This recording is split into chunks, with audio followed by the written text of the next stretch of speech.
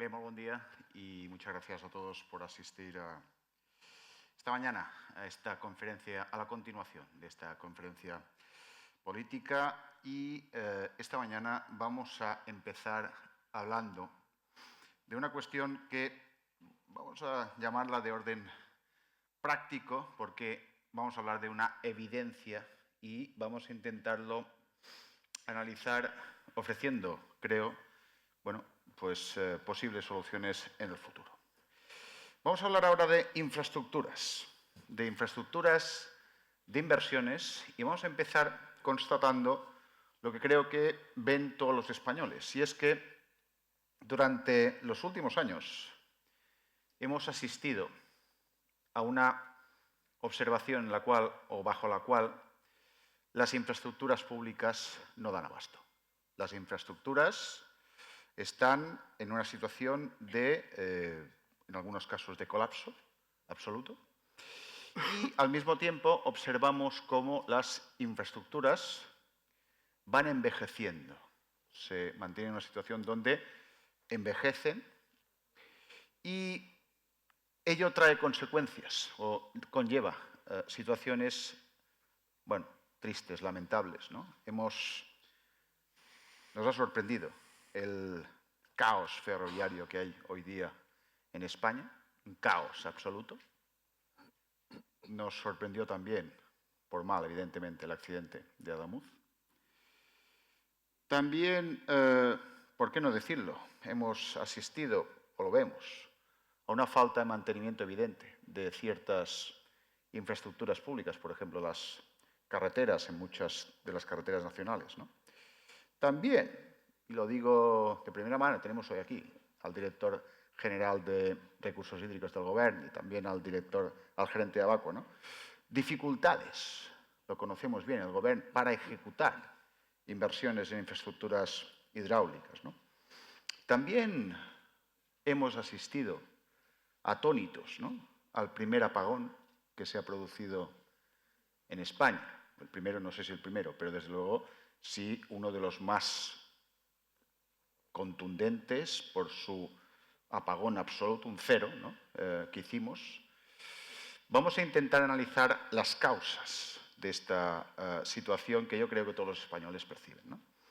Y es que la realidad, con datos objetivos, la realidad es que hoy estamos un 40% por debajo en niveles de inversión a los que había en 2019. Y un 40% es mucho, es mucho. Para hablar de infraestructuras, para hablar de inversiones, yo creo que tenemos aquí tres ponentes en este panel de excepción, personas absolutamente expertas en la materia que yo creo que nos pueden ofrecer luz respecto a por qué se está produciendo esta situación y si existen soluciones al respecto. En primer lugar, contamos con Salvador García Ayllón, director del Departamento de Ingeniería Civil de la Universidad Politécnica de Cartagena, especialista en planificación territorial, regeneración urbana y sostenibilidad del litoral, por tanto una persona experta, muy conocedor de la materia, ha hecho intervenciones públicas en televisión para poner de manifiesto ciertas cosas en esta cuestión. En segundo lugar, tenemos a Martí Ribas, director general de Endesa, persona muy conocida en Baleares, amplio conocedor de la situación en la que se encuentra toda la red energética de Baleares, en fin, una persona experta en la materia, muy defensor de la transición energética. Yo creo que nos interesa mucho escuchar su opinión, sus valoraciones. Y en tercer lugar, José María Jimeno, catedrático de Derecho Administrativo de la Universidad de Zaragoza, amplísimo conocedor de toda la parte de normativa en materia de contratación pública en España, un experto, de hecho, en esta materia, por lo tanto, nos puede también ofrecer esta parte más jurídica de la cuestión. Y con ello podemos empezar. Yo voy a lanzar una primera pregunta genérica y cada uno de vosotros, si os parece, vais entrando en materia. ¿Existe un problema de inversión en infraestructuras en España? Esta sería la primera cuestión a lanzar. ¿Cuáles podrían ser las primeras, brevemente, dejar caer ya las primeras causas, ¿no?, de esta situación. Adelante. No sé si puede empezar Salvador, ti, José María, después como queráis. ¿Empiezo yo? Pues nada, buenos días. Sí que tenemos un problema de inversiones muy detectado, con lo cual no sorprende a nadie. Una parte es la inestabilidad política, la dejamos arrinconada, la falta de presupuestos, que es una anomalía constitucional y eso impacta negativamente porque al final las inversiones necesitan seguridad jurídica y hoy por hoy eso es un lastre. Y luego porque el marco normativo y la interpretación del marco normativo, que son dos cosas distintas, yo creo que está suponiendo un freno. El día 2 de junio se presentó en el Congreso lo que es un proyecto normativo de inversiones y modelos colaborativos en el que he estado trabajando a través de SEOPAN para intentar dar respuesta a algunos de los problemas que tenemos para hacer inversiones. España, según la propia oficina de la IESCON, de Regulación Independiente y Supervisión de la Contratación Pública, somos el país con menos modelos de concesión.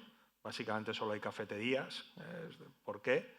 Pues porque no damos facilidades para que se puedan recuperar las inversiones, hemos petrificado categorías jurídicas y, sobre todo, porque tenemos un modelo muy anclado en la desconfianza. La Administración desconfía de la empresa, dentro de la Administración desconfían todos, la intervención desconfía del gestor, el gestor del político y en ese lío pues los ciudadanos son los que nos vemos perjudicados porque no hay incentivos a las inversiones. En un momento donde hay capacidad de invertir mucho dinero, lo cual es muy llamativo. Creo que lo que toca es revisar desde el punto de vista jurídico el marco normativo, es en lo que está Europa. El 9 de septiembre se aprobará la propuesta de reglamento de contratación pública y va a simplificar y un poco hacer una especie de Big Bang en esta materia para permitir ir mucho más rápido y facilitar las inversiones, ¿no? Yo creo que tenemos mucha burocracia defensiva, muchísima desconfianza. Es verdad que los casos de corrupción que han aparecido no ayudan y lo que habría que hacer, detectado el problema, es cambiar las reglas de juego para cambiar la cultura administrativa y, sobre todo, poner el acento en los resultados. Nos estamos estrellando en la parte más formal, el ejemplo son los Next Generation, y creo que por ahí hay que trabajar. Muy bien, muchísimas gracias, José María. Pasamos. Sí, yo efectivamente creo que estamos en una situación que es bastante preocupante porque de hecho, bueno, hoy se cumplen 6 meses del accidente de Adamuz, del trágico accidente de Adamuz, que en mi opinión fue un botón de muestra del síntoma de una enfermedad que era más grave y extendida, aunque fuese un hecho puntual, hizo aflorar una problemática que hasta ahora no estábamos viendo, y es que había habido ciertas prioridades políticas, intentar sobre todo escenificar nuevas inauguraciones, y el problema es que no se había mantenido el patrimonio, por ejemplo, ferroviario que se había hecho en ese entonces. Y eso fue, ya digo, el problema de Adamuz como... No es lo que dice el ministro de que es un problema asociado a una rotura por una mala soldadura. No, no, es un problema mucho más grave. Es un problema asociado a la mala planificación y gestión de una infraestructura que además marca España hace 10 años y que evidentemente ha sufrido un deterioro por una mala gestión y una mala planificación de esa infraestructura, que bueno, si quieres podemos hablar más en detalle del tema de la planificación, de la falta de planificación. Pero es que esto no se limita a los ferrocarriles, ¿vale? Es un tema que trasciende porque, ya digo, la cifra que has dicho, yo creo que el 40% yo lo veo una cifra bastante correcta, o sea, es una cifra, de hecho no tenemos estudios en este tema y ya digo, nos cuadra porque aunque el Ministerio empieza a hablar muchas veces de, pues sí, en la crisis y lo intenta situar en 2011 y tal, pero claro, son cifras que muchas veces pone que no tienen en cuenta ni la inflación, ni el incremento del patrimonio ferroviario, es decir, tenemos mucho más patrimonio ferroviario, que hemos construido mucho por esa política de intentar inaugurar lo que sea, pero no mantener, ni tampoco tiene en cuenta que evidentemente no cuesta lo mismo mantener una infraestructura, una red ferroviaria recién construida, que una que tiene 20 años de antigüedad, evidentemente. Y al margen de otra cosa que también hablamos del tema de la planificación, que es la mala gestión asociada también a un incremento de tráfico por una mala gestión del proceso de liberalización que mandata Europa. También podemos comentarlo. Pero digo, esto no se limita solo a los ferrocarriles. trasciende ahí también, por ejemplo, las carreteras. En las carreteras, pues tenemos, la Asociación Española de Carreteras dijo hace poco que tenemos un déficit acumulado de mantenimiento de 14.000 millones. 14.000 millones porque estamos haciendo una pelota cada vez más grande, que esto lo va pasando que venga, ¿no?, por así decirlo, el gobierno actualmente, y es un tema que yo lo digo muchas veces un poco para que nos entendamos. Es un adamuz silencioso lo que tenemos en carreteras cada año, porque si tenemos unos 1.000 siniestros por tema de siniestralidad asociada a la falta de mantenimiento, pues tenemos algo más de 1.000 muertos cada año en carreteras, pues fácilmente con que tengamos un 5% de esos muertos asociados al estado de la infraestructura, ya tenemos un adamuz cada año. O sea, que decir que eso es un tema que también genera un daño muy grande a nivel social. Y ya digo, y este ya no es una cosa solo de, como han dicho José María también, asociada a la mala planificación, que también, porque la planificación trasciende a todos los lugares, pero es un tema también asociado muchas veces al dogmatismo ideológico, porque el problema es que con este gobierno hemos pasado de un modelo concesional que fomentaba la colaboración público-privada y hacía que quien gestionaba la infraestructura se encargase de su mantenimiento, a un modelo que se dedicaba a nutrir empresas públicas. Y esas empresas públicas, el problema es que sí, tú dices, no, es que incluso estando en una coyuntura económicamente favorable y con una presión fiscal alta, pese a que haya algunos recursos, claro, si la prioridad política es vamos a tener recursos a la inauguración y a hacer nuevo tal, pues nunca destinas la cantidad necesaria. Y por lo tanto estamos entrando en un círculo vicioso muy negativo que ya digo, está generando una pelota de dinero acumulado para quien venga luego el día de mañana y vea que, ya digo, tendremos que gestionar un déficit de mantenimiento muy grande que llegará tarde o temprano. Muy bien, Martín. Bueno, buenos días a todos y muchísimas gracias por la invitación y por la oportunidad de compartir pues, con todos vosotros pues, puntos de vista, ¿no?, que espero que sean constructivos, que ayuden a hacer un país mejor, ¿no? Bueno, yo comparto lo que se ha dicho hasta ahora, ¿no? Y está claro que las infraestructuras pues, vertebran un país, son necesarias para que la economía, el bienestar funcionen, y que obviamente pues en España hace falta invertir más, y lo que yo conozco que es el sector energético, el sector eléctrico, pues se han hecho cosas muy buenas, pero hay otras todavía ejercicios por hacer. Entraremos, entiendo, luego un poquito más en detalle. Pero quería un poco aportar algunas ideas, porque estamos hablando, siempre pensamos de infraestructuras llamémosles duras, ¿no? Hard, las carreteras, ferrocarriles, puertos, aeropuertos, infraestructuras energéticas. Y yo creo que como país también tenemos la necesidad y la oportunidad, y en eso pues, la energía y la energía abundante, renovable que tenemos, pues nos abre un camino para empezar a pensar también en términos de infraestructuras que yo les llamo soft, blandas, que tienen que ver con todo esto que viene, que es pues la capacidad computacional, los datos, los semiconductores, la robótica y la energía que va a mover todo eso, ¿no? Hay una frase del profesor Valero, que es el director del Barcelona Supercomputing Center, que dice que quien no computa, no compite. Yo creo que como país tenemos la oportunidad en energía y energía eléctrica, y luego podemos ahondar un poco más en el tema, de tener una posición muy relevante a nivel europeo y a nivel mundial, precisamente para alimentar todas estas nuevas infraestructuras que son necesarias, que van de alguna forma a dirigir, a regir, a gobernar la economía del siglo XXI, todo lo que pivota en torno a la inteligencia artificial, al dato, a la capacidad de computación, que tenemos que estar pensando también pues, cómo empezamos ya a generar, a implementar esa infraestructura en nuestro país, más allá de, obviamente, toda la infraestructura hard que necesitamos para poder vivir y articular esta sociedad, ¿no? Y además crear ecosistema en torno a estas nuevas infraestructuras, porque al final quien crea el ecosistema crea las reglas y dirige y crea el estándar. Tenemos ejemplos de ecosistemas que hoy son infraestructuras invisibles que estamos utilizando en el día a día, como es Google, como es Microsoft, como es Amazon, y han creado un estándar a nivel mundial que ¿por qué no lo tenemos que hacer nosotros? Por ejemplo, en dominios, en sectores de actividad como es el turismo, en donde somos líderes, tenemos que ser capaces de crear, somos una comunidad, por ejemplo, Baleares y España, con una capacidad para mover flujos de personas impresionante. Entonces, a todo eso hay que añadirle esa capa de infraestructura soft que nos puede hacer diferenciales y tenemos que empezar a pensar en ello. Y luego otro tema también que creo es importante, cuando hablamos de infraestructuras, nosotros aquí en Baleares estamos un poco, pues, estamos acostumbrados a vivir en la España rellenada, ¿no? Un poco como contraposición a la España vaciada, en donde las infraestructuras pues, se nos están quedando sistemáticamente cortas, cortas en carreteras, cortas en agua, cortas en muchísimas cosas. Pero hay algo que creo que es importante también, que empecemos a... Es una variable que es importante, que es la demográfica. La demografía también va a ser algo a tener muy en cuenta en este siglo XXI. Y nosotros quizás aquí estamos un poco distorsionados porque viene mucha gente, tenemos el problema habitacional, bueno, cómo integramos a toda la gente que viene, pero para hacer infraestructuras hace falta mano de obra, hace falta personas. Y cuando analizamos la demografía a nivel mundial, vemos que los países emisores de personas que vienen empiezan a tener una natalidad decreciente. Una tasa de natalidad decreciente, una tasa de fertilidad decreciente. Para reponer una sociedad, pues, el valor tiene que ser 2,1 hijos por mujer.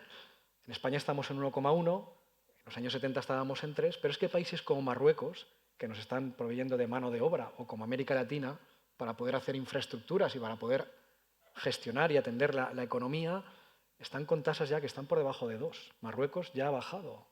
Marruecos en los años 70 estaba en 7, ahora está entre 2,1, 1, según lo que mires un poco, pero bueno. Entonces, tenemos que empezar a pensar cómo vamos a hacer esas infraestructuras, dónde vamos a encontrar el capital humano para desarrollar esta infraestructura que necesitamos.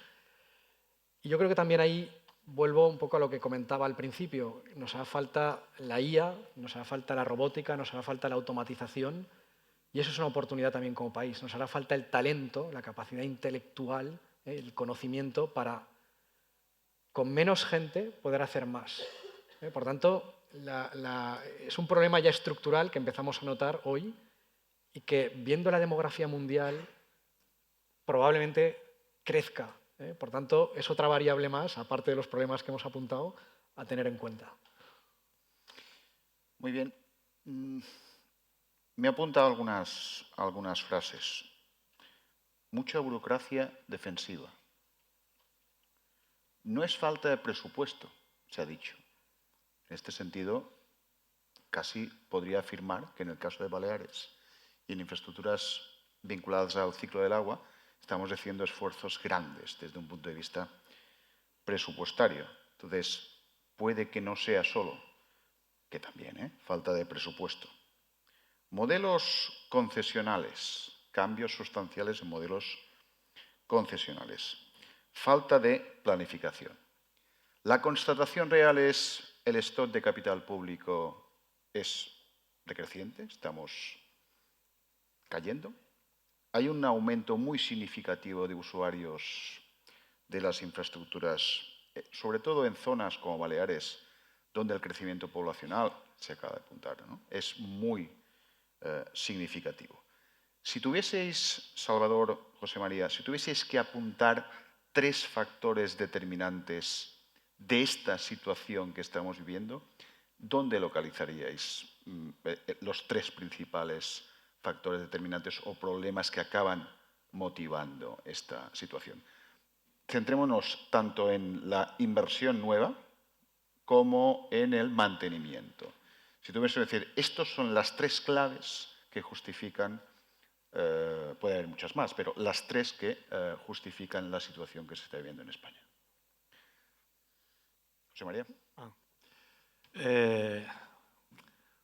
Una primera yo creo que es la rigidez interpretativa de las normas presupuestarias y normas administrativas desconectadas del fin público. Es decir, desde fuera nos olvidamos que las administraciones son una función de satisfacer el interés general y la buena administración.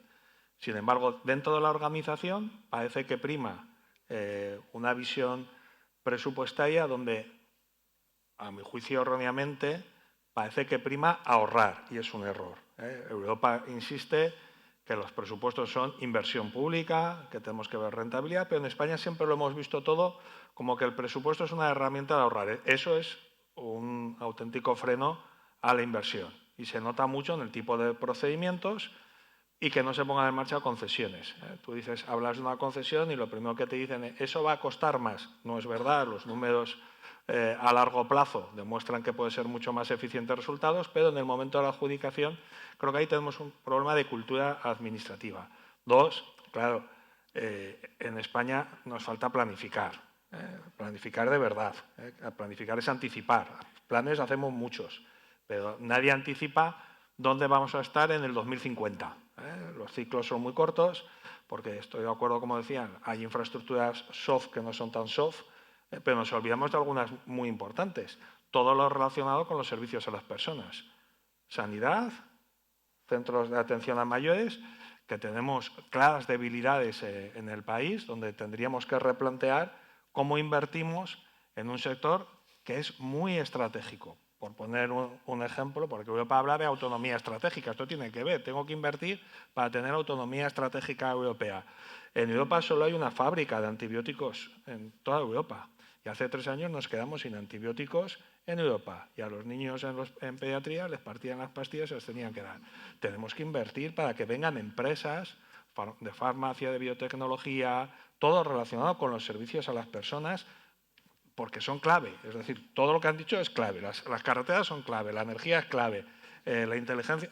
Pero al final los ciudadanos dicen, sí, sí, es clave, pero también mi asistencia personal.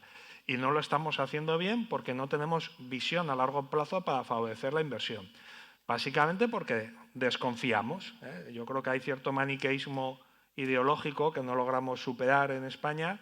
Cuando hablas de colaboración público-privada parece que es de derechas y es neutro ideológicamente, es neutro. Son técnicas para poner en marcha servicios públicos estratégicos, sobre todo a largo plazo y con eficiencia en la gestión. Y el tercero, yo creo que es la falta de profesionalización por contaminación política en las decisiones. Es decir, no es que no, tenemos mucho talento en España, yo siempre lo digo, hay mucho talento privado, mucho talento público, pero tenemos ahí una especie de gap, y es que determinadas decisiones políticas, y los casos los tenemos muy en la mente ahora, hacen que se frene la gestión porque hemos contaminado determinadas decisiones que tendrían que ser técnicas, es decir, y que no lo son. Y eso hace que determinada inversión se vaya a otros países con mejor seguridad que venir aquí. Y debemos replantearnos esas reglas del juego. Ejemplo, Italia, mano puliti. Si recordáis el juez Falcón hace 20 años, manos limpias. Lo que reclamaban era la política para los políticos, la gestión pública para los empleados públicos. Ejemplo, Francia. Y esto tenemos que darle una vuelta porque si no se han tapado. Es decir, no podemos poner en marcha porque se nos colisiona las 3 debilidades. Muy bien, muchas gracias, José María. Salvador. Sí, yo coincido bastante con José María en esto. O sea, yo si tuviese que elegir 3 cuestiones, de luego centraría en malas prioridades políticas, una gestión deficiente en muchas cosas y falta de planificación. O sea, falta de prioridades políticas, de hecho yo incluso existo muchas veces, tú sabrás como consejero de Hacienda, digamos, el tema terminológico, el mantenimiento, por ejemplo, se estipula como un gasto, o sea, es contablemente establecido como un gasto. En mi opinión, yo creo que debería establecerse como una inversión en el sentido de que no simplemente se limita a una cuestión de reponer algo que se gasta, sino que muchas veces es una inversión en modernización, en actualización, en mejora de la propia infraestructura. En tema ferroviario pasa mucho, o sea, cuando se repone no simplemente se cambia un carril por otro, sino se modernizan sistemas, se actualiza, y eso es una cuestión incluso que sería importante concienciarse. Pero es que esa problemática luego asociada a cuestiones, como dice, que son cuestiones políticas, es decir, que son, digamos, de que como luce más inaugurar algo que mantenerlo, pues entonces muchas veces pues se ha priorizado, además estos últimos años ha sido muy notable, el hacer nueva infraestructura, que conlleva más coste de mantenimiento, evidentemente, que mantener la anterior. Y eso, de luego, pues ya digo, deriva en situaciones como no hemos tenido en Adamuz. En Adamuz insistí mucho en que Adamuz no fue una cosa que salió de la noche a la mañana. Adamuz hay que contextualizarlo en una situación de, pues, un caos ferroviario que venía alarmándose ya varios meses. O sea, es decir, que teníamos una situación en la cual, primero, pues asistimos a una política en la cual se dejó de devolver los billetes cuando había retrasos, por ejemplo, que eso ya tenía que ser, digamos, un primer síntoma que había que tener en cuenta, una señal de alerta. Pero es que luego tuvimos una pérdida de confort, una pérdida de esos traqueteos que se veían, digamos, en el AVE, por ejemplo, en las redes sociales, era asociado a una pérdida de calidad de la infraestructura, una pérdida de resiliencia de esa infraestructura. Y luego ya cuando tuvimos esos episodios que salían en la televisión, que algunos viste seguramente en televisión, de que se quedaba un tren para allá en mitad de la esta, pues eso, evidentemente, eso se hizo impensable en un país como Japón o como... De hecho, en las cifras que tenemos en España en los últimos 10 años, ha salido que lo que se llama la tasa de rotura por rotura de carril, ¿vale? Se ha doblado, ha pasado de 0,30 por tren por kilómetro a 0,65. Y eso no es una cuestión baladí, es una cuestión asociada a que Italia, Francia o Alemania invierten 3 veces más que España, en un contexto de buen crecimiento económico y, digamos, de una presión fiscal alta, o sea, decir, que tenemos tal. Y en un contexto en el cual, que es un poco lo segundo que decía, una mala gestión de demonización de lo que es el modelo concesional, que muchas veces asocia a la derecha y tal. Y yo digo, todo eso a cambio de qué? De nutrir, por ejemplo, el gobierno decidió dejar caducar todas las concesiones de las autopistas, ¿vale? Que estaban siendo gestionadas por operadores privados, para, digamos, pues enchufárselo a la SEITSA. SEITSA es una sociedad pública que estaba, digamos, prácticamente sin utilidad, pero le enchufó un montón de millones y esa, pues claro, ¿qué es lo que pasa? Que la SEITSA tiene pues un presupuesto, ¿vale? Tiene un presupuesto, pero ¿qué es lo que pasa? Al final, como siempre le destinan más prioridad a las nuevas cosas, pues no tiene, si hace falta, de hecho, nosotros tenemos estudios de unos 4.300 millones al año en conservación de carreteras, cada año están destinando 2.700. Por lo tanto, hay un déficit larvado de cada año de 1.500 millones que se va acumulando. Y ya digo, y eso es lo que ha hecho la SEITSA todos estos años. Y sin embargo la SEITSA pues, no ha salido en los medios, más que últimamente, si lo visteis hace un par de semanas, por lo que decíamos de la contaminación política, y es que había un imputado en el caso Leire, un tal Juan Manuel Serrano, que se llamaba, que había estado enchufado en la SEITSA cuando cayó de Correos porque había quebrado Correos. O sea, que decir que para eso sí muchas veces esa política, no. Las empresas públicas tienen que gestionar, pues las empresas públicas, si no están bien gestionadas por gente profesional y tal, con prioridades técnicas y no políticas, pues te llevan a esos problemas, que es un poco lo que estamos viendo a día de hoy. En materia energética, hay que reconocer que España, bueno, en términos de precios de la energía, es uno de los países que goza de precios más reducidos si nos comparamos con el resto de Europa. Desde luego, la transición energética y la implantación de renovables probablemente explica, en parte, esta situación. Es cierto que hoy en día sabemos que producir energía renovable rebaja el precio que llega al consumidor final. Por otra parte, confiar en las energías renovables también nos da soberanía energética que buena falta hace. Ayer el presidente Rajoy lo citaba, ¿no? La necesidad de tener más independencia energética. Sin embargo, la realidad que hemos observado es que se ha producido un cero en España, sin que se hayan detallado muy bien cuáles han sido las causas de ese cero.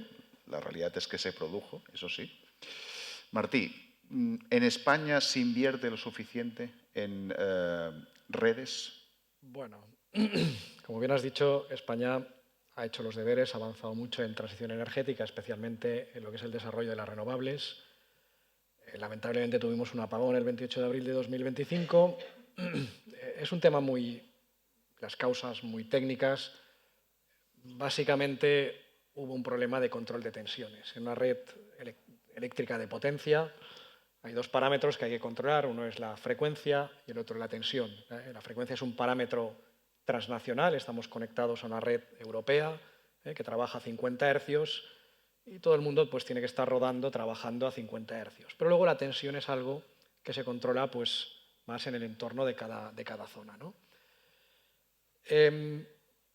Las renovables, que nos han aportado pues, muchísima competitividad, y ahora en estos momentos tenemos unos precios de la electricidad que somos la envidia de Europa, tienen técnicamente, o hasta ahora han tenido técnicamente, pues no han contribuido ni a regular frecuencia ni a regular tensión. Era la forma de construirlas. Podrían, y de hecho ahora podrán. Ha faltado planificación, ha faltado normativa para integrar estas renovables de una manera un poquito más inteligente para que contribuyeran a regular esta tensión zonal que hasta ahora se ha estado haciendo con las centrales térmicas o con las centrales incluso hidráulicas, con las que dan vueltas o con las nucleares. Por tanto, ese es el problema estructural para entender un poco por qué hemos tenido un apagón en 2025. Por tanto, con tecnología, con planificación, haciendo las inversiones que había que hacer en las redes y en la parte de renovables, pedirlas también, pues hubiese podido prevenir este apagón. Por tanto, bueno, eso es un tema, pues volvemos a estar un poco pues, en la lentitud de la administración, porque además todo esto, Red Eléctrica, que tiene la responsabilidad de operar, es el director de orquesta, lo sabía, lo estaba mencionando en sus memorias. El regulador, que es la CNMC, también lo conocía, tenían borradores ya preparados para cambiar unos procedimientos para que las renovables empezaran a regular tensión. Y curiosamente, pues eso, el apagón ocurre el 28 de abril y en el mes de junio se cambian procedimientos para hacer lo que hay que hacer y que, bueno, pues espero que ahora, de hecho, se empiecen a hacer los deberes y se invierta en esa tecnología que permite integrar mejor las renovables y con más seguridad.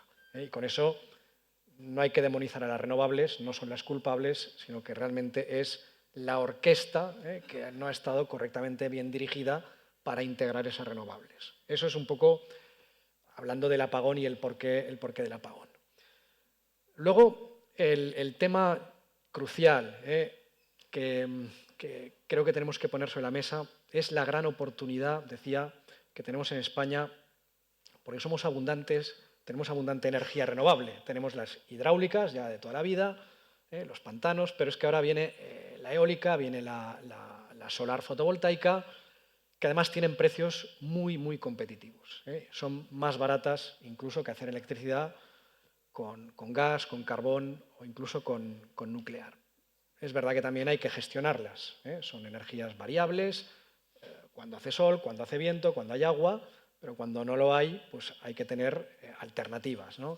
Y viene una tecnología que es crucial, que es el almacenamiento, que son las baterías, que eso está bajando la curva de aprendizaje a marchas forzadas y que se está abaratando muchísimo. Por tanto, un país con mucho recurso energético, renovable y con baterías, pues la verdad es que somos la envidia porque estamos en la latitud adecuada y tenemos territorio, y eso pues también ayuda. ¿Qué hace falta desarrollar ahora?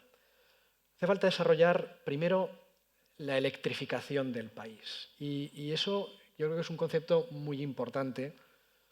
¿Por qué? Y no porque yo trabajo en una empresa eléctrica, aquí hablo de manera neutra como ingeniero e intentar explicar por qué. Primero porque con estas energías abundantes que tenemos y que digo que son competitivas, renovables, lo que hacemos es electricidad. No hacemos ni gas, ni hacemos biometano, hacen electricidad, electrones. Por tanto, lo abundante y lo barato es eléctrico. Y de momento, en Europa, en Occidente, la energía que consumimos, la energía final que consumimos como sociedad, solo un 25% es electricidad. El 75% restante sigue siendo fósil. Por tanto, si queremos aprovechar ese potencial que tenemos con las renovables, hay que electrificar todo esto que es fósil. Lo que ya es eléctrico, perfecto, pero lo que sigue siendo fósil, que es un 75% de nuestra demanda de energía final, hay que convertirla en electricidad y esa electricidad hacerla con esas fuentes baratas y competitivas que tenemos. Por tanto, electrificar es fundamental. Fundamental porque además también es más eficiente. El motor de combustión interna es tremendamente ineficiente frente al motor eléctrico. La bomba de calor es tremendamente eficiente frente a las calderas clásicas de gas o de gasóleo. Por tanto, es un tema de termodinámica. Tampoco no voy a entrar no me extiendo mucho más en ello, pero quedaos con esta idea, con esta importancia, con esta oportunidad de la electrificación.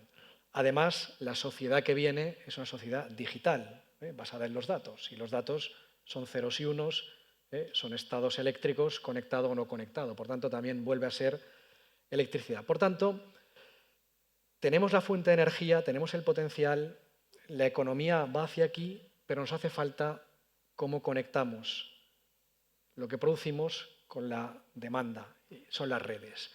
Y es verdad que en redes sí que vamos retrasados. España necesita invertir muchísimo más en redes.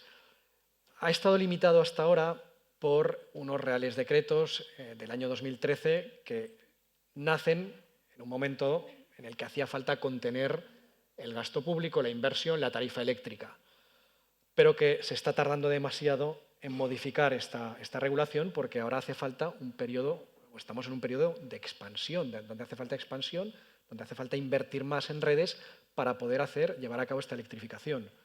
Hoy no se puede invertir más del 0,065% del PIB en redes de transporte, ni más del 0,13% del PIB en redes de distribución.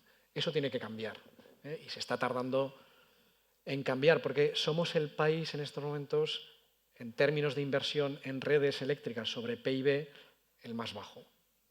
La media europea está por encima del 0,40%. Cuando nosotros, entre la suma del 0,13, si os decía, y el 0,065, pues apenas llegamos al 0,19. Por tanto, simplemente por benchmarking hace falta invertir más. Y además eso nos da esa oportunidad que decía de electrificar y de canalizar toda esa energía potencial que tenemos barata para competir. Hay apetito en la industria europea para venir a España a invertir y aprovechar esa energía barata que tenemos. Y la propia industria que tenemos aquí, en España, quiere transformar, quiere cambiar el gas natural, quiere cambiar los fósiles por electricidad. Y se encuentra con ese cuello de botella que hoy es la red. Por tanto, hay que hacerlo. Hemos hablado un poco de de inversión pública. Vamos a hablar un poco más ahora de la inversión privada, la iniciativa privada. Se ha citado la problemática de los modelos concesionales, que ahora mismo están en una situación tremendamente precaria a la hora de poderse utilizar. Han sido demonizados profundamente los modelos concesionales, pero tenemos muchos la sensación de que, por ejemplo, en materia energética, la inversión privada es clave, evidentemente, clave para poder hacer toda esta transición energética, y además hay ganas de inversión privada. ¿Cómo podemos fortalecer esa colaboración público-privada para que fluya la inversión privada en infraestructuras?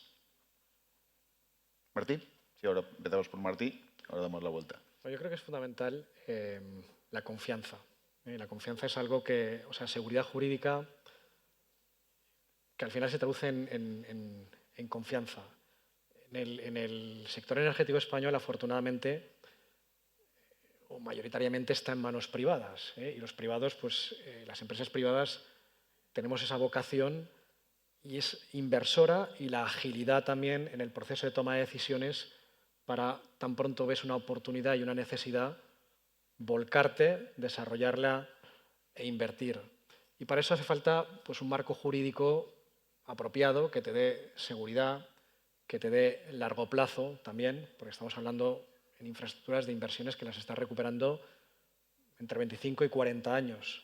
Por tanto, necesitas un modelo que te ayude y que además también sea ágil, lo haga atractivo. El tema y lo que se está haciendo a nivel de gobierno balear en esta legislatura es de agradecer.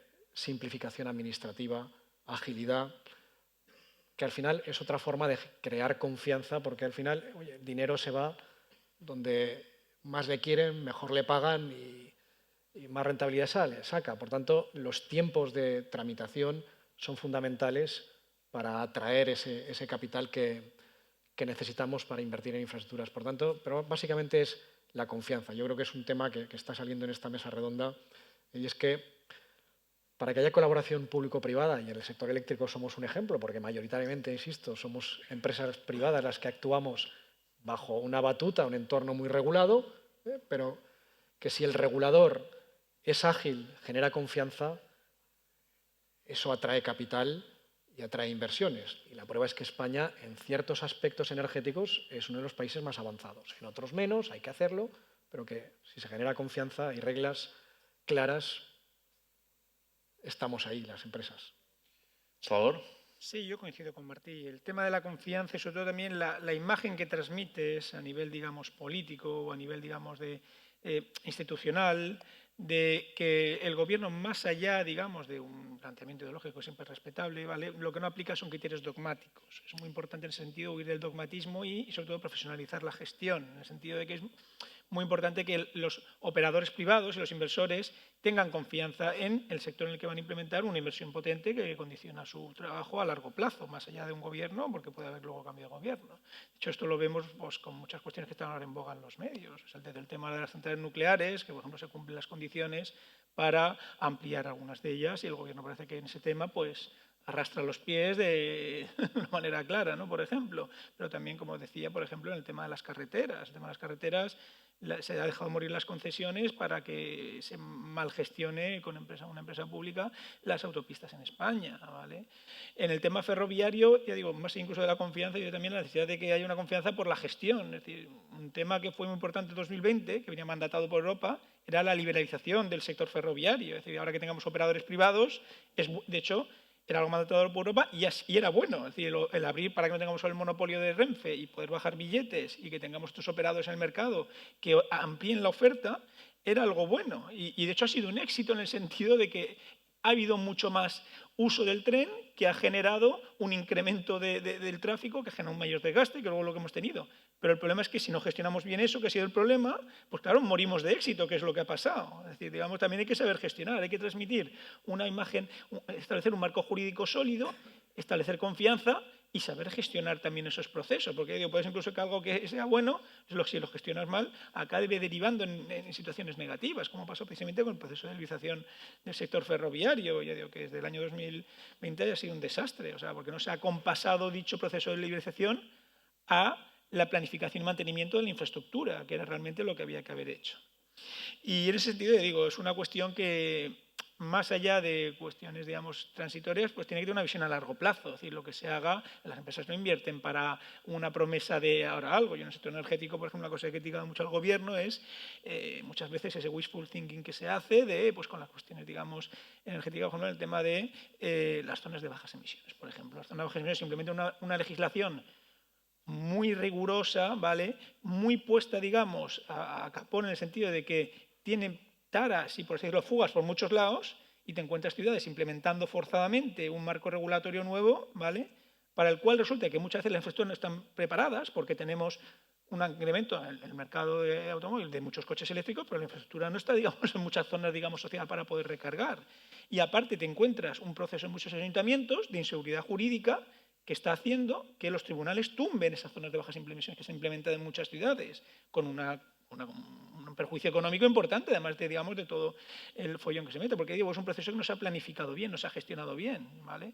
Por tanto, en ese sentido es muy importante que los procesos que se hagan estén bien gestionados, no partan de postulados dogmáticos, ¿vale? Y se planifique con una visión a largo plazo, no digamos con una cuestión de, bueno, vamos a ver cómo hago algo para tener un rédito político, por decirlo de alguna manera. José María, sistemas concesionales. Bueno, un poco relacionando y engancho con los concesionales, por supuesto confianza, por supuesto planificación, confianza de las dos partes, es decir, ¿y confianza en qué? Es que al final queremos reglas claras, pero sobre todo en muchos modelos de inversión lo que pretenden es, las empresas tienen aversión al riesgo. O sea, esto hay que decir, no, riesgo y venta, no. También los funcionarios tenemos aversión al riesgo, queremos cobrar los sueldos todo al final de mes. Luego tenemos que planificar las inversiones desde que sean exitosas. Si exigimos muchísima carga de riesgos, nadie va a venir. Y tenemos que pensar que las inversiones a largo plazo necesitan no seguridad inicial, sino seguridad en todo el tránsito, de lo cual nos olvidamos. Es decir, y tener claro también que el inversor quiere una rentabilidad razonable, y que no podemos acotar lo que es la rentabilidad razonable, porque la rentabilidad razonable en una infraestructura ordinaria puede ser un 7 una FI, pero en otra puede ser un 12, y no es lo mismo hacerlo en un sitio que en otro, y tenemos que dar flexibilidad. Sin flexibilidad fracasará, y España somos muy acostumbrados a establecer códigos cerrados, en un Excel te dicen, y aplicarlo a todo, y ahí fracasamos. Necesitamos flexibilidad y poner el punto de ha ido bien o ha ido mal cuando he cumplido la finalidad de la inversión. Y claro, no podemos saber, la seguridad es cómo la tramito invierto, dice, pero durante todo este 30, 40, 50 años de inversión, ¿qué va a pasar si hay una guerra en Irán? ¿Qué va a pasar si se produce una pandemia?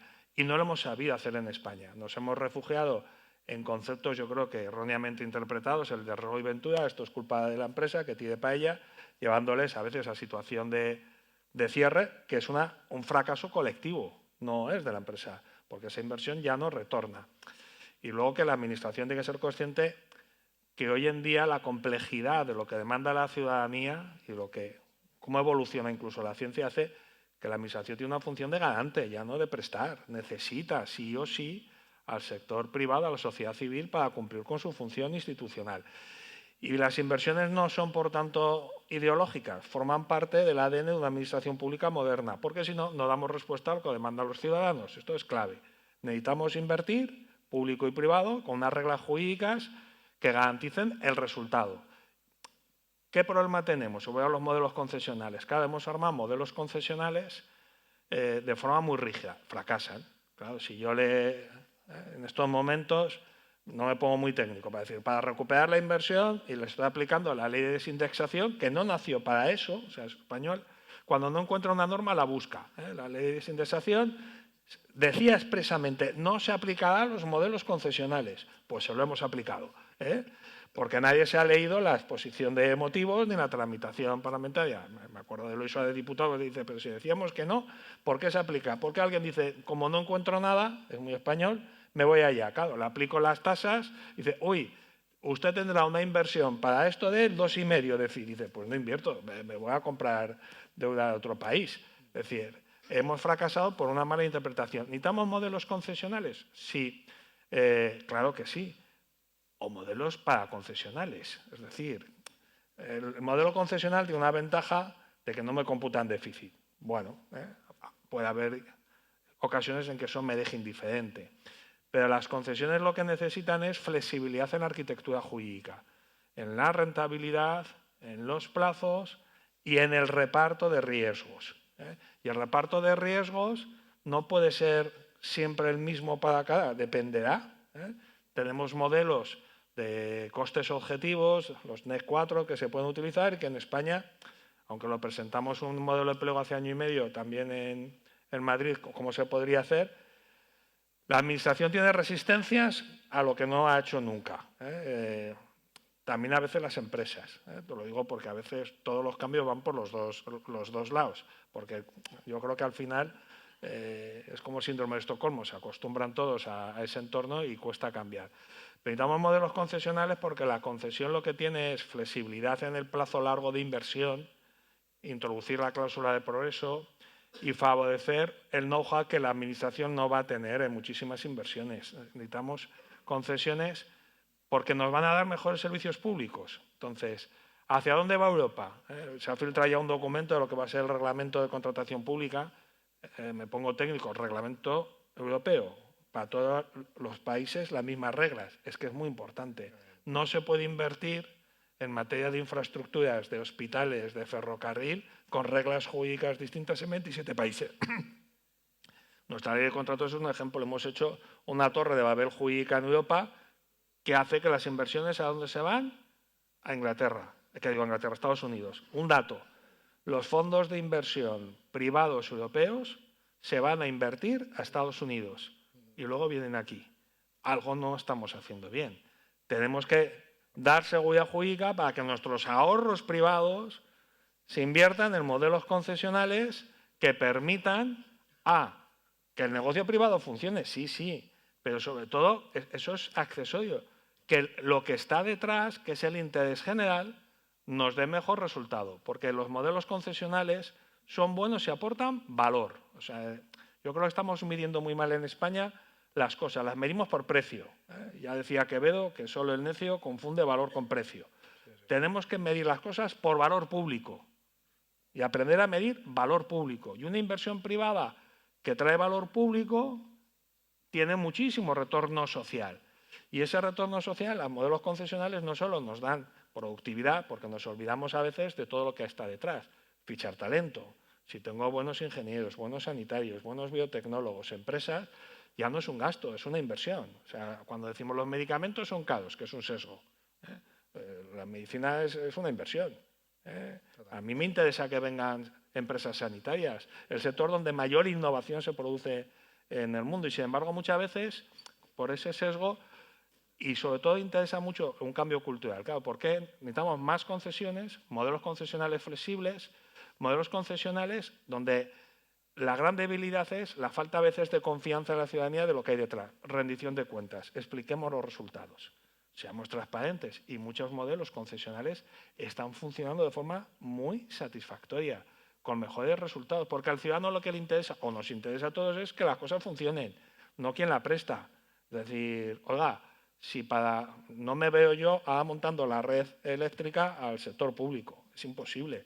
De hecho, la red eléctrica nace por empresas privadas. Los grandes servicios públicos han nacido de iniciativa privada. Lo que nos interesa es la regularidad, la continuidad, la cláusula de progreso y, sobre todo, una visión a largo plazo.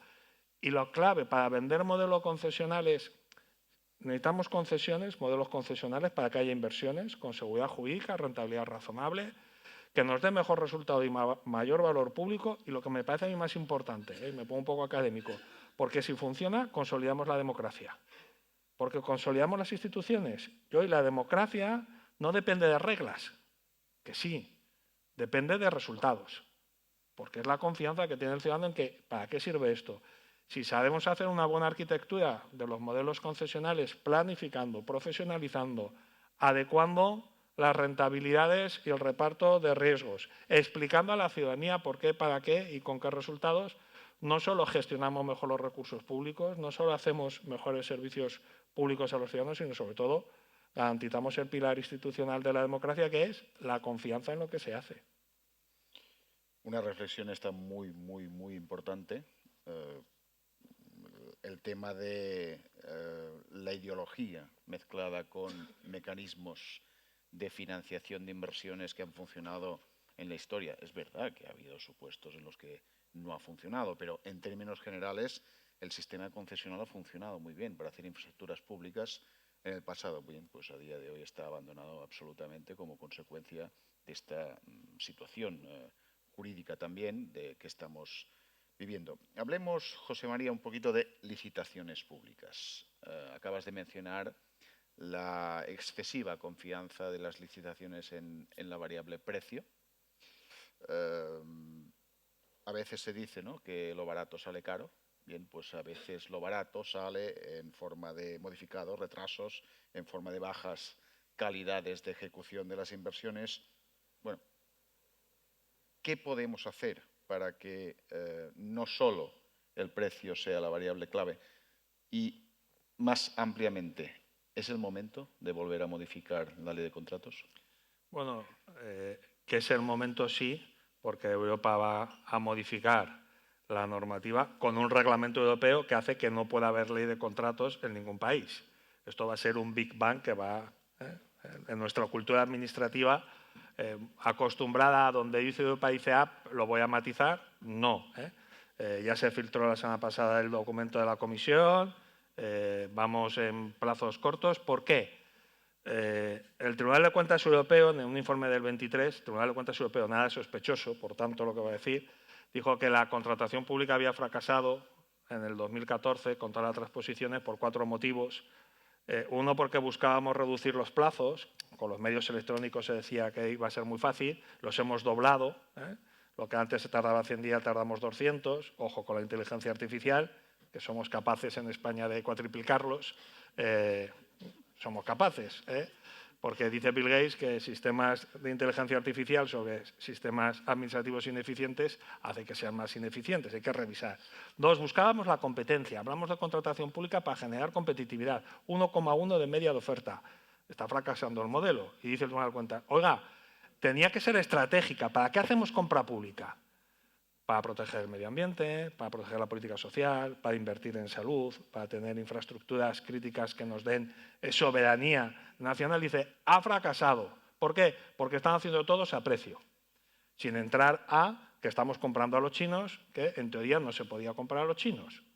Cosa que ha dicho el Tribunal de Justicia en 2 sentencias de hace año y medio, que han sido una auténtica bomba nuclear en todos los países europeos y la gestión, porque ha dicho, oiga, sentencia, el que tenga interés Colin y Coingo, una empresa turca o una empresa china tienen que ser excluidas de las licitaciones porque hacen dumping social.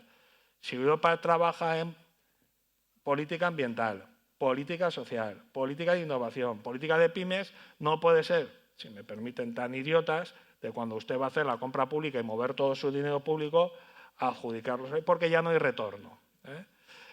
¿Dónde vamos? Pues que Europa, en el discurso de la presidenta von der Leyen ante el Parlamento, el de la decisión de Europa, basándose en el informe de Enrico Letta, dijo, necesitamos cambiar la hoja de ruta de la competitividad, todo el tema de autonomía estratégica europea, preferencia europea que ya está, o sea, en la normativa a lo que va, los valores estratégicos, y dice, ¿y dónde ha fracasado? En la contratación pública. Dice, todo el diagnóstico es, hemos hecho muy mal la contratación pública. ¿Por qué? Porque es el 15% del Producto Interior Bruto. Hablamos de infraestructura y dicen, no, los datos, 3%, la electricidad, 2%, contratación, 15%. Dice, ¿a dónde vamos? A uniformizar las reglas de juego. Lo que no puede ser es que cada país / comunidad autónoma / vaya descendiendo y ya con el criterio, en su caso, del jurídico interventor que puede hacer legislación, diga, pues yo no lo veo, cambio así, y diga, no, las reglas van a ser para todos lo mismo. Es decir, los principios son estos, principio de buena administración, visión estratégica. Ya lo decía la anterior directiva, lo hacía el reglamento, puede no haber precio. Criterios de calidad. Se tiene que seleccionar por calidad. Y me diréis, hay un gran riesgo de arbitrariedad porque hay discrecionalidad. Bueno, pues tenemos elementos jurídicos para controlar la discrecionalidad. Y la discrecionalidad no es arbitrariedad.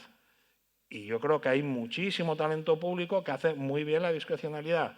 Y pongo un ejemplo, los que somos académicos utilizamos la discrecionalidad todas las convocatorias cuando examinamos y no ha habido corrupción. Luego, ¿hacia dónde vamos? Hacia un marco jurídico europeo claramente simplificado, con muy poca burocracia. De hecho, como novedad, desaparece el sistema dinámico, el abierto va a ser con negociación y no se va a pedir documentación administrativa en muchos casos. Porque, claro, todo esto que le pedimos en España, traiga el DEU, que el DEU lo hemos reconvertido en el sobre A de antes, supone entre un 10 y un 15% de coste de las licitaciones. Necesitamos unas reglas jurídicas únicas, uniformes, porque ya no se invierte en una región, ya no se invierte en un país, se invierte en Europa. Y el proyecto europeo necesita unas reglas jurídicas claras. Yo creo que allí, el que haya un reglamento europeo nos va a servir. ¿Y qué me preocupa? Lo digo porque como aquí hay gente que os toca tomar luego decisiones, en la franja que no cubre el reglamento europeo, por debajo de ¿qué vamos a hacer? Bueno, habrá que flexibilizar. Y pongo un ejemplo. Francia e Italia tienen contratos menores hasta 100.000 euros. Hasta 100.000. Dice, hola, los tiene. ¿Qué hace Italia? Italia lo que establece es un principio de rotación. Tengo Ibiza, tengo que pavimentar una calle, tengo una pyme, tú. Otra calle, tengo otra pyme, tú. Sistema de rotación, mucho más rápido, más eficiente. Francia, lo mismo, hasta 100.000. Y van estableciendo, porque claro, cuando hablamos de pymes, que son importantísimas, ¿las pymes van a ir a un contrato de 5.000 millones de euros? No. ¿Van? Ahí es donde la administración y el regulador tienen que saber distinguir lo que es una inversión estratégica de gran escala con lo que es otra inversión también de muchísima rentabilidad, que es en pequeña escala. Y a veces de esto nos olvidamos. Allí que nos va a tocar legislar, que se podría legislar, flexibilidad, confianza y permitir incluso algo que va a ser muy, muy disruptivo, poder adjudicar casi directamente explicando por qué. La España vaciada necesita, aquí lo tenéis, reglas de contratación distintas. Muchas de las causas de por qué se ha vaciado España, algunas son de contratación pública. Hemos destruido tejido empresarial por la idea de la eficiencia macro del precio que vienen las grandes, etcétera. Bueno, pues igual hay que cambiar, porque la contratación está al servicio de la política pública, no al revés. O sea, es una herramienta. El presupuesto es una herramienta. Si convertimos a las herramientas en fines, lo que hacemos es distorsionar los mandatos administrativos. Con lo cual, espero que la ley de contratos que haya en España para los contratos no cubiertos dé flexibilidad y, sobre todo, deje margen también a las comunidades autónomas, porque no es la misma la problemática de Madrid, de Cataluña, Baleares o Aragón.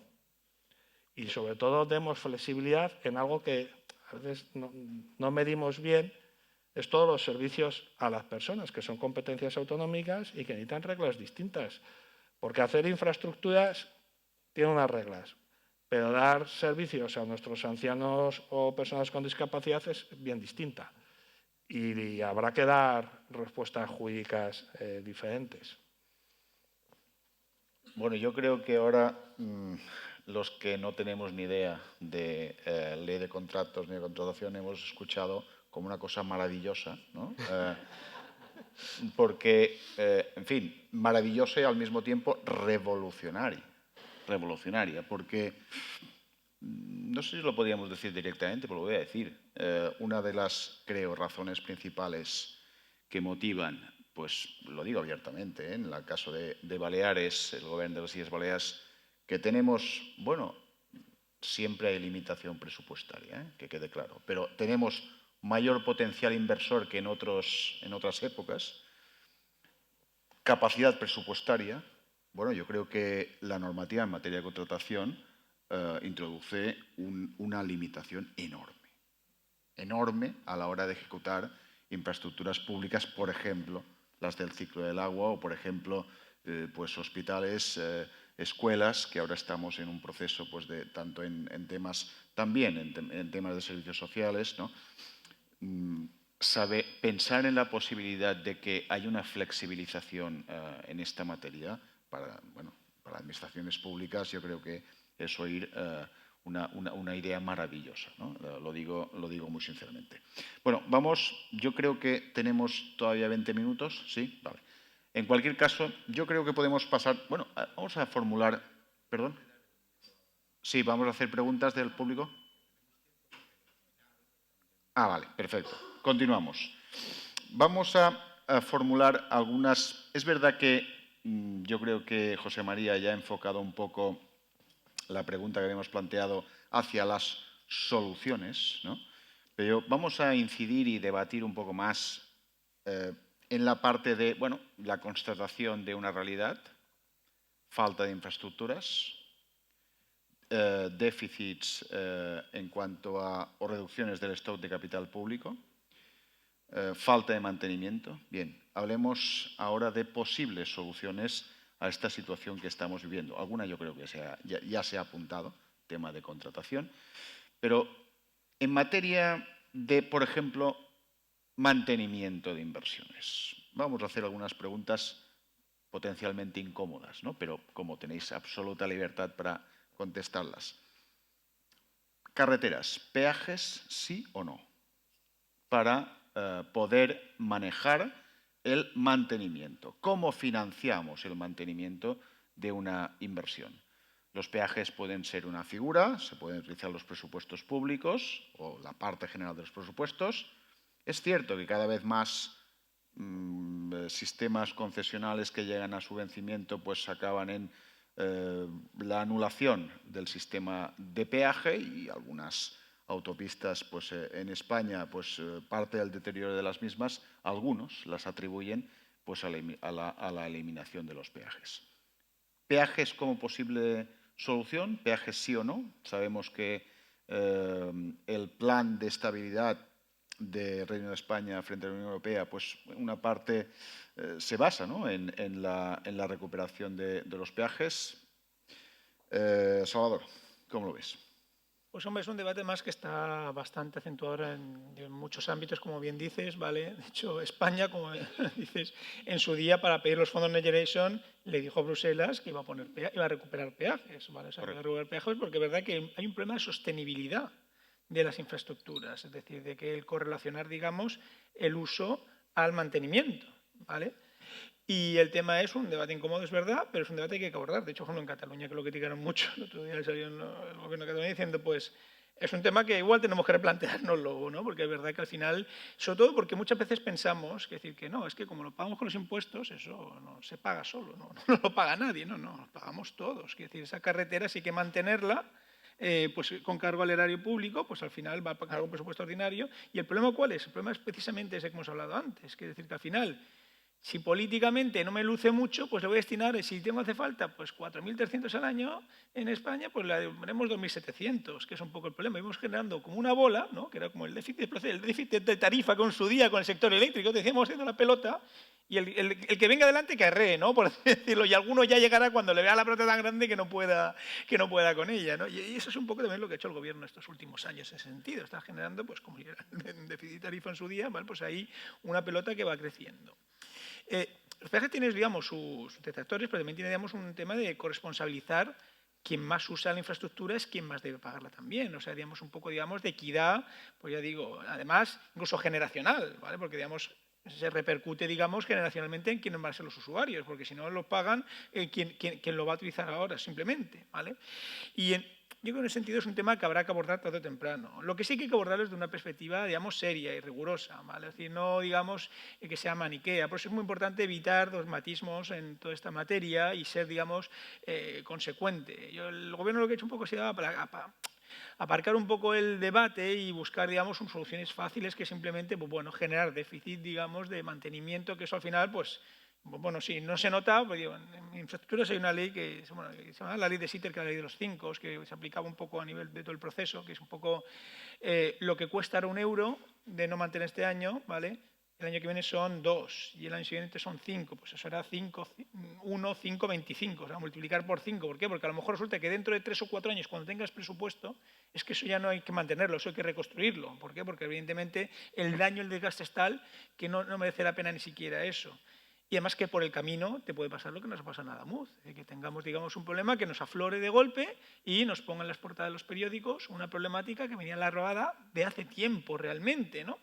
Pues sí, yo aquí en ese sentido creo que lo que es importante es que los gestores que tengamos sean serios y corresponsables. Ya digo, el modelo concesional, ya no solo peaje, porque peajes muchas veces limitamos a una casuística concreta del modelo concesional. El modelo concesional es muy rico y variado en sus distintas vertientes, ¿vale? Y ya digo, hay modelos de canon por distinta disponibilidad, por mantenimiento. Hay muchas fórmulas para buscar. Lo que hay que adaptar es las fórmulas adecuadas a la coyuntura y a la idiosincrasia, como decía, no es lo mismo la España, como decía José María, no es lo mismo la España vaciada que la problemática de Madrid, ¿vale? Lo que sí es importante es eso, que tengamos también gestores, que un poco volviendo al tema de la contaminación, digamos, que es un poco también, en mi opinión, uno de los grandes pecados del gobierno, es la contaminación, digamos, política en las instituciones y todas las empresas públicas, gestores profesionalizados. Porque hacer un pliego de estos que decía José María, de relación público-privada, es más complicado que un pliego ordinario. Es más fácil remitirlo al presupuesto ordinario, hacer una licitación y al más barato. Eso es lo más sencillo. Pero el modelo condicional, para que funcione bien, para que no compute en déficit, como he dicho, eso, que yo poner un matiz, no computa en déficit si se hace bien, porque si no se hace bien, hemos tenido sobrados ejemplos del SEC 95 del 2010 que nos ha caído de la noche a la mañana en el balance de la administración pública de turno, ¡pum! No sé cuántos porrón de millones por una esta que no ha sido bien planteada, ¿no? O sea, que decir, hace falta gestores profesionales y en ese sentido un poco, una de las grandes críticas que hacemos al gobierno en ese sentido es el colmar las administraciones y los puestos ya no arriba, sino los cargos intermedios tal de personas que no tienen un perfil profesional, sino una lesión política. Y eso es una cuestión también, digamos, que es uno de los problemas que hay que solventar en los próximos años, como sea. Martí, también vamos a formular una pregunta incómoda, pero lo vamos a hacer un poco al final. La cuestión es, aparentemente, has apuntado la necesidad de aumentar la parte de redes, infraestructuras de redes. Sabemos, somos conscientes que las administraciones públicas introducen trabas para que se pueda ampliar y se pueda invertir. A veces, incluso somos conscientes de que la empresa privada invertiría, pero no hay manera de que la administración pública abra la posibilidad de esa inversión. ¿Qué limitaciones os encontráis en una empresa como Endesa, ¿no?, a la hora de tener voluntad de invertir, pero no haber manera posible de que se pueda invertir en redes u otros ámbitos que os encontráis a día? Por ejemplo, en Baleares, seamos más concretos. ¿Qué limitaciones tenéis en Baleares? Bueno, vamos a ver. Hay varios factores. Un primer factor es la planificación. Al final, nosotros somos un sector que está regulado, está controlado por un regulador, un ministerio, una Comisión Nacional de Mercados y Competencia, que tiene una función de planificación, por ejemplo, de lo que es la red de transporte. La red de transporte se planifica, ahora estamos con la planificación, ya tendría que estar aprobada la 25-30, todavía no está, estamos en el 26. Es verdad que la última era la 21-26, o sea, termina este año, pero ya venía una que era la 25-30, precisamente porque se es consciente de toda esa oportunidad que tiene España y hay que cambiar. O sea, entonces, que tengamos una planificación cada 5 años, eso le introduce mucho rigor y que además gran parte de la infraestructura, que esa planificación, pero el transporte al final es un poco lo que te da cobertura aguas arriba. Luego estamos otros ahí debajo, pero que necesitamos primero que construyan unos y luego otros debajo. Entonces hace falta agilidad en la planificación. Y tienes una planificación que pueda cambiar, que se pueda revisar de manera también ágil. No tiene que tener este rigor de 5 años, porque en 5 años el mundo está cambiando mucho más rápido que lo que se planifica. Por tanto, ahí es fundamental agilidad por parte del planificador, de dar un poco las directrices. Luego está toda la parte de tramitación administrativa. Ya luego, cuando se ha planificado y tienes un poco las guías y las instalaciones que hay que hacer, es que estas instalaciones lleguen a buen puerto rápidamente. Se ha publicado recientemente por parte de alguna consultora y por parte de la propia Comisión Nacional de Mercados y Competencia el retraso que llevamos en la implantación de esa planificación vigente. Y son retrasos de 4, 5, 6, 7 años. La media incluso está en 7 años para cierto tipo de instalaciones, con lo cual no puede ser que planifiquemos y además tardemos en implementarlo. Obviamente las razones son diversas, son varias. La tramitación administrativa de estas instalaciones una vez planificadas es dura. Tienen que opinar muchas administraciones, quizás demasiadas. Ahí hace falta agilización, simplificación. Por tanto, revisar, como se está haciendo, todos estos procesos es necesario. Unificar, hay que buscar de alguna forma cómo podemos simplificar. Tenemos ejemplos ahora, como se ha hecho con la recién aprobada ley 426, por ejemplo, en materia de carreteras, que las infraestructuras eléctricas puedan discurrir por el dominio público viario, algo que llevamos reivindicando hace tiempo y que en eso Baleares pues, es una punta de lanza y cambia un poco ese concepto de la carretera como calzada romana y abre la carretera por donde tienen que discurrir pues, servicios modernos necesarios como la propia energía. Por tanto, hace falta también ese diálogo constante entre administración y empresas que prestamos los servicios para que nos entendamos, para que la administración vea, entienda lo que hace falta, por dónde va el mundo y lo plasme en una regulación pues, ágil y moderna. El diálogo es fundamental y en eso tú lo conoces muy bien porque y agradecemos las empresas el que lo habéis fomentado y nos escucháis. Pues nos permite de alguna forma hacer que eso sea más ágil. Y luego están los temas también sectoriales. El tema sectorial, hoy en día tenemos un órgano sustantivo que es un poco el que pilota una tramitación, pero luego muchos organismos e instituciones satélite que tienen que opinar. Y eso, ahí tenemos que hacer todavía un ejercicio de simplificación. Por eso introduce todavía mucha lentitud y explica el por qué estamos tardando tanto en hacer ciertas infraestructuras. Otro tema muy importante en el que se está avanzando y hay que avanzar más es en todo el tema de las comunicaciones previas, declaraciones responsables. Eso ayuda mucho. Hay que confiar más también en quien hace la declaración responsable, en el administrado. Y si no cumple, pues darle.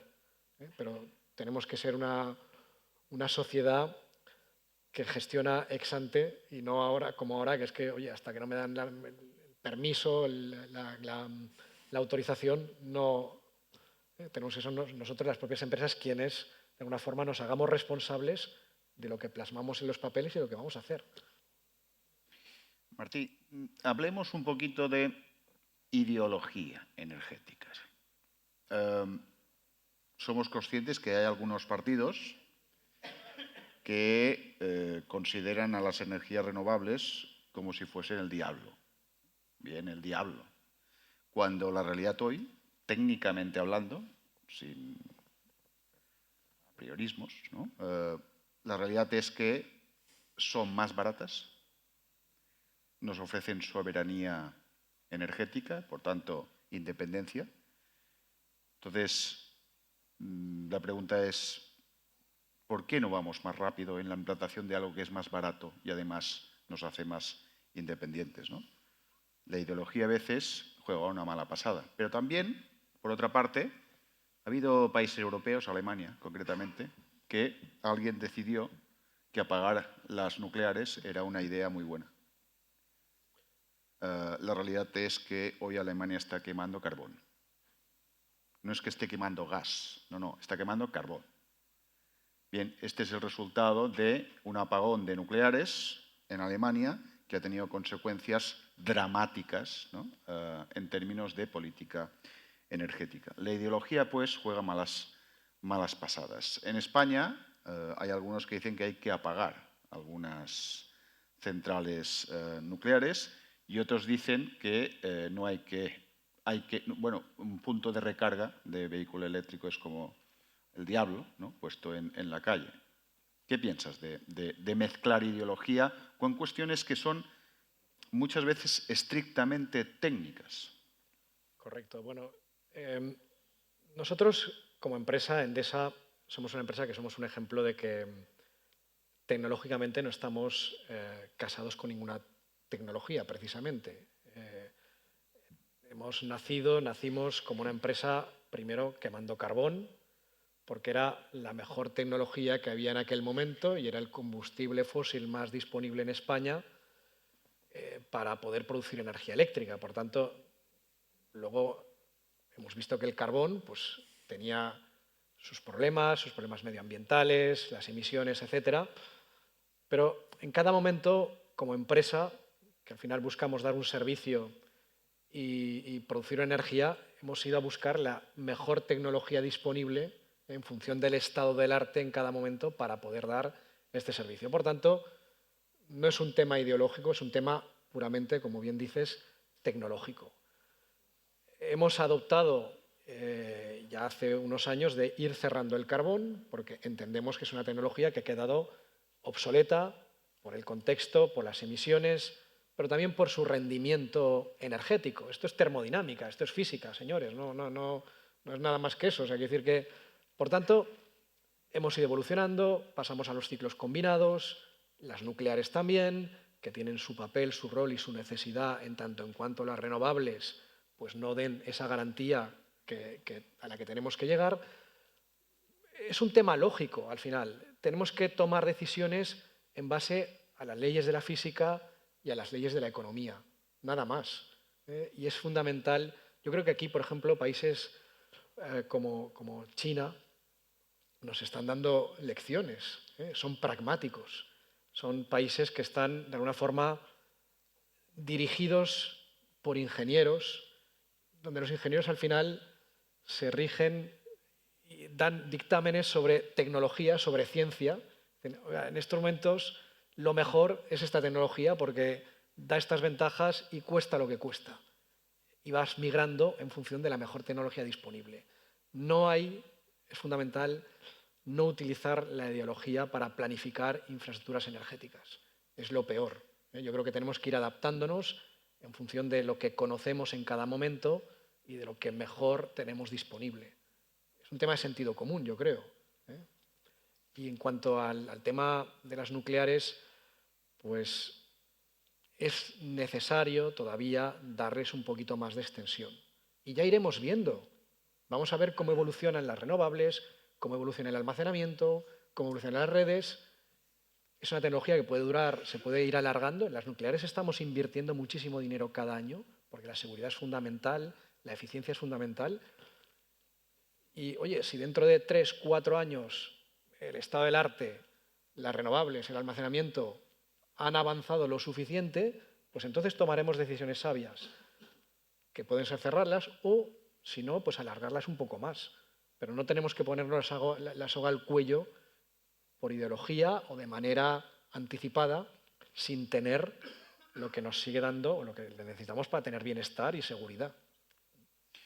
Perfecto. Vamos a, en breve, iniciar ya un turno de preguntas del público para que se pueda, en fin, entablar un debate también por la parte del público. Pero vamos a, para acabar, en un minuto vamos a apuntar los 3 factores claves que creéis que deberíamos mejorar para que la política de infraestructuras en España se pueda desarrollar de una forma, pues, en fin, que revertamos esta situación que estamos viviendo.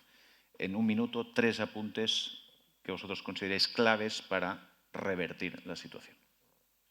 José María. Convicción política y ciudadana de que la inversión es necesaria para la autonomía estratégica de Europa. La globalización ha muerto como tal, competimos modelos de sociedad, el asiático, el europeo, el norteamericano, y necesitamos invertir no como una opción ideológica, sino como un modelo de garantía del propio proyecto de Estado social y democrático en Europa. Entonces, no es un debate ya estrictamente nacional ni local, sino de gran geoestrategia política, porque mantener los grandes proyectos, en este caso el europeo, necesita sí o sí de inversión productiva, de inversión inteligente, de inversión leal y de trabajo conjunto entre administraciones, empresas y sociedad civil, o fracasaremos. Salvador. Yo repetiré un poco las 3 ideas fuerza que he comentado anteriormente. 1, planificación, buena planificación. A día de hoy no tenemos un plan estratégico de infraestructuras vigente en España. Hemos tenido el Plan Director de Infraestructuras de Borrell, 1993-2007. Tuvimos luego el PET, el Plan Estratégico que el PP dejó incluso con Aznar, mantuvo ese plan por coherencia, digamos, y hasta que no llegó Zapatero y no se terminó ese plan, empezó otro que fue el PEIT, ¿vale? con Zapatero, y luego tuvimos el PITBI, que fue el que puso Ana Pastor, en 2012-2024, y ha acabado ese plan 2012-2024, y lo único que se ha aprobado es una estrategia de movilidad 2030 que, pero digo, no es un instrumento con una planificación plurianual, una dotación presupuestaria, unos compromisos calendarizados y coordinados de proyectos. Es decir, no, o sea, está un poco viviendo al día, que es un poco lo que hace el gobierno. Es decir, pues no hay visión de futuro, no hay planificación coordinada, o sea, por lo tanto, planificación muy importante para evitar que pasen cosas, ya digo, como lo que nos han pasado en muchos casos.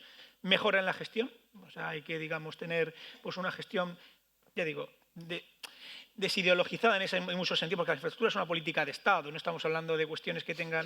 Es decir, hay que tener en cuenta que esto son políticas que trascienden los gobiernos. Llegará uno, vendrá otro, y tienes una política con una visión de futuro que sea, digamos, no coyuntural. Por lo tanto, digamos, tenemos que tener una buena gestión y derivado de este tema de la gestión, la profesionalización de los gestores, es decir, digamos, al evitar, digamos, la colonización de las instituciones con gente que su principal valía es la adhesión política, porque eso no puede ser. Eso lo que lleva es al final que se tomen decisiones de carácter puramente político que muchas veces están alejadas del rigor técnico. Martí. Bueno, es la anticipación. Anticiparse es fundamental. Y llámale planificación, llámale como quieras, pero anticiparse. Tenemos que invertir para lo que viene, ver largo plazo, poner las luces largas. Yo creo que es fundamental. Pactos de Estado.